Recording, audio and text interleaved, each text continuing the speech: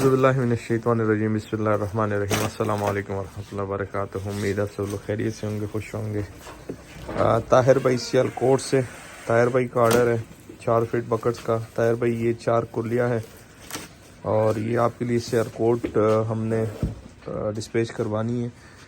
2 आपके निपल्स है और 4 आपकी कुर्लियाँ है फीट बकेट। तो ये टोटल आपके लिए हम करवाते हैं जी। ताहिर भाई ये 2 निपल्स हम यहाँ पे अटैच कर रहे हैं, कोशिश कर रहे हैं यहाँ पे अटैच करने की। इसको ज़रा लिटाओ और लिटा के करो।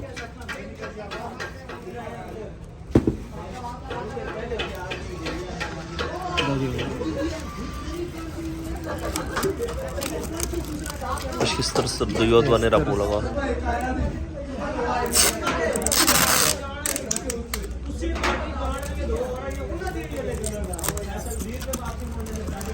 ठीक हो गया। ये 2 निपल्स आपके आगे और बीच में 4 जो आपके फीट बकेट्स हो गए,